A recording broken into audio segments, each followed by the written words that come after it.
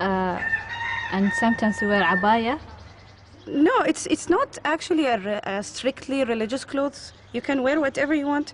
We have certain rules that it doesn't show a lot of your body as a woman. But other than that, we have the freedom to wear whatever we want. It depends from one place to another. For example, if we went for trips, campings, we wear jeans and maybe jogging shoes, any normal, except the scarf. We usually wear scarves. That's the only difference. But abayas and traditional clothes, it's just something that is our own choice to wear.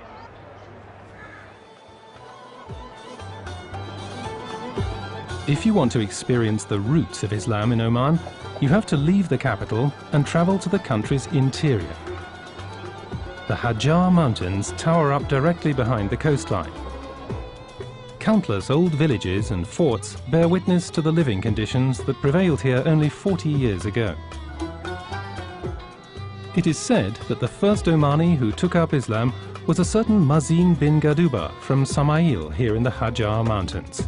He had heard of Muhammad and his teachings, and as a result had ridden direct to Medina to meet the Prophet. He was converted, came back to Oman, and began to preach to the people of his region.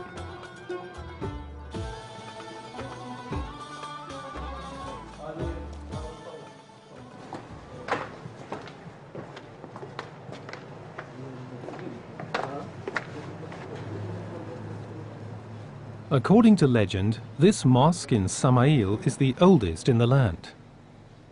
It has recently been completely renovated.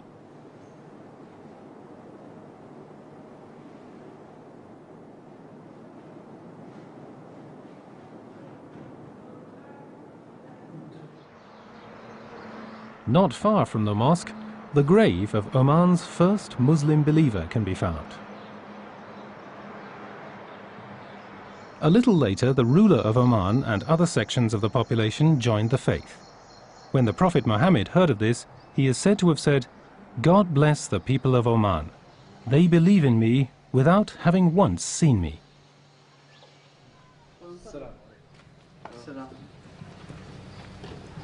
Midday is the time for the dur, the midday prayer. Whenever a group of believers gather together in a mosque, they are led by an imam, a so-called prayer leader. He does not have to have had, as so often assumed, a special theological training. He is simply the first among equals.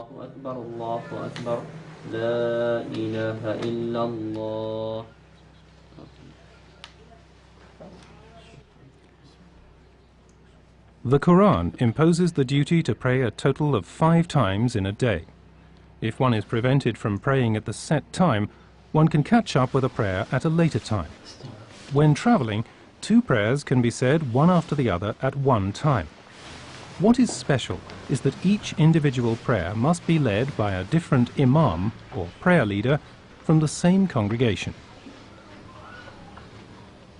Allahu Akbar.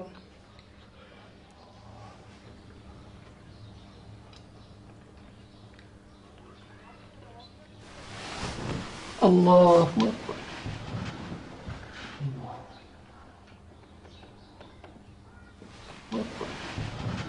Here in Oman, if you work in a company, for the ministry or in a school, are you able to take time out for prayer? Yes, you're given the time. Mostly at midday, when there is a break, and then you can quickly get yourself something to eat, or you can quickly go to pray. One of the advantages of prayers being 5 times a day is that you can take a step back from the everyday world and dedicate yourself spiritually for this 5 or 10 minutes of prayer without thinking of work or the stock market or the children. Prayer takes you out of the mundane world and allows you to switch off.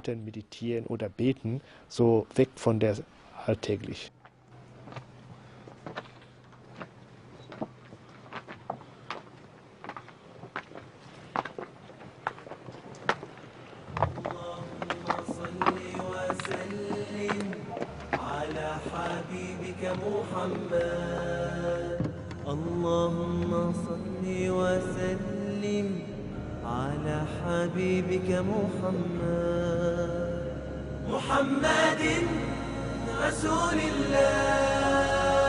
Spiritual leaders and expounders of Ibadi teaching, with its doctrine of non-violence, have their roots here in Nizwa.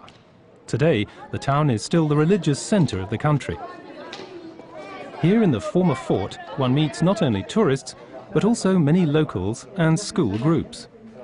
This is often an opportunity to strike up a conversation, and for them to try out the English they have learnt. Can you explain me what is the situation of the woman in Oman compared to other countries, to Arabic countries? Arabian or the world countries? Maybe the Arabian country first. I think in Oman we are having our rights because His Majesty is supporting us a lot, and we have our education. I have studied in university. Our life is good, really. And what kind of rights do you have compared to other countries? Comparing to other countries, we have the right to vote. I can vote. I have the right to choose the one that I want to marry. Yeah, that's right, yeah. Yes. And I think we are doing the things that we like, and we are happy. The most essential thing here that we are happy, really, with what we have.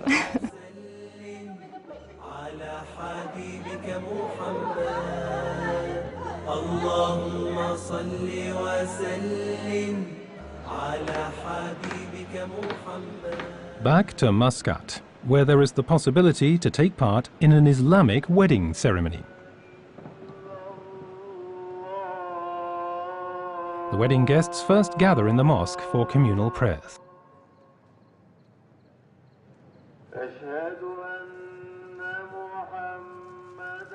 Before the wedding ceremony begins, frankincense is burned on glowing coals in the banquet hall. The fragrant clouds plunge the room in a ceremonial atmosphere.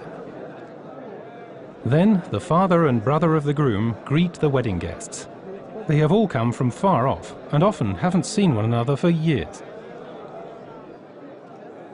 What is special and particularly unusual for us is that traditional Islamic weddings are celebrated separately by men and women.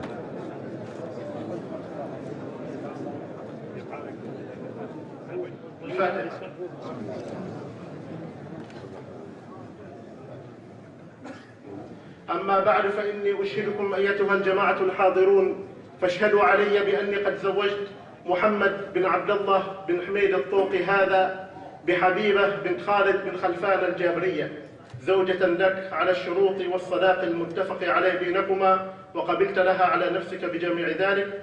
قل نعم قد قبلت حبيبة بنت خالد بن خلفان الجابرية زوجة لي على الشروط والصداق.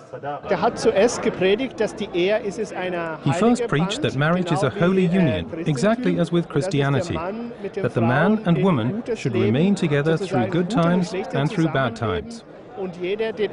Each must respect the other. Marriage is holy. The man must respect the woman, look after her, and provide for her.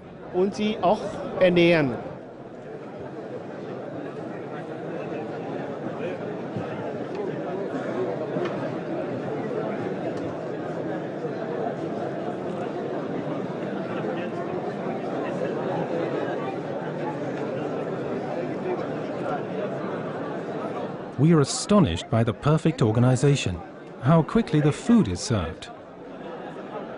In 3 hours, the wedding will be all over for the more than 300 guests. They make the most of the time to exchange the latest personal news with one another.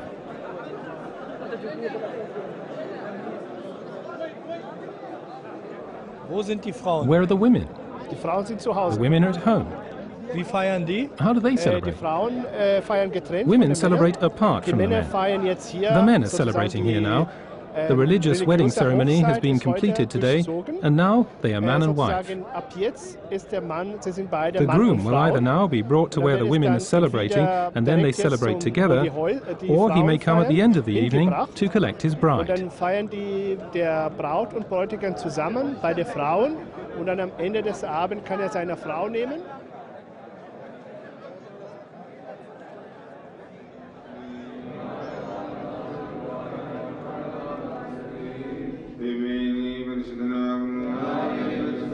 In the Christian Coptic Church, the sexes are also kept separate, with the women standing or sitting on one side and the men on the other.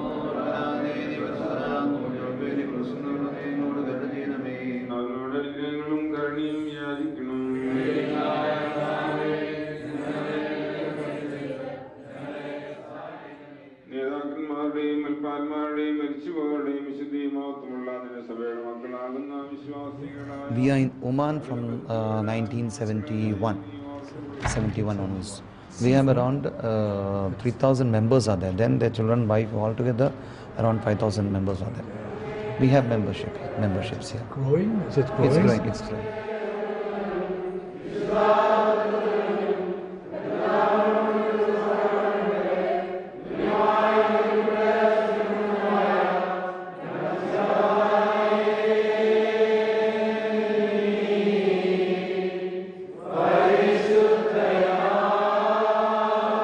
Yeah, we are very free, and I take this opportunity to thank the Sultan because he's very free will. No pressure? No pressures, nothing, and very there's a lot of freedom for every religion, I hope so. It's a very great blessing by him that we can worship very freely here. As soon as the sun sets in the evening, it is once more time for prayer. Mostly men attend the evening prayers. Women usually pray at this time at home with their children.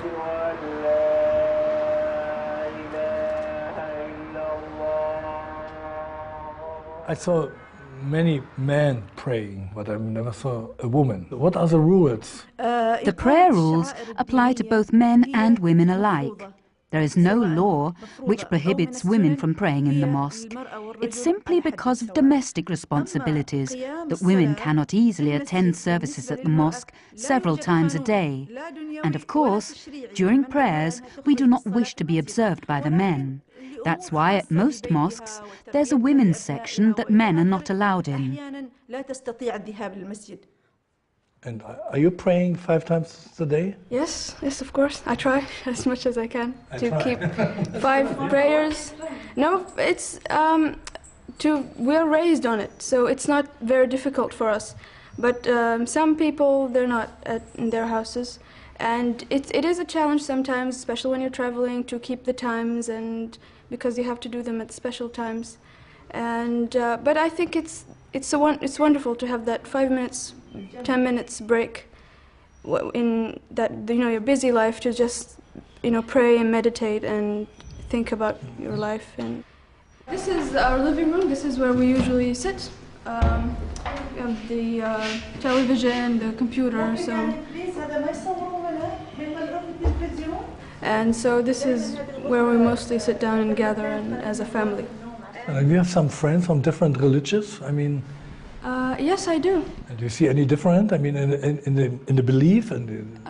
Well, it depends on the person, I think, because in the Western world there are lots of schools of thought when it comes to religion. Not all Christians are the same. Some are very strict, some are not.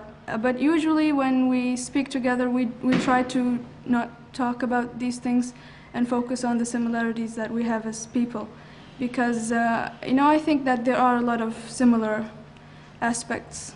But here in Oman, we try to keep that balance between religion, culture, and staying modern and staying in the modern world. And I'm happy. I'm very grateful for that.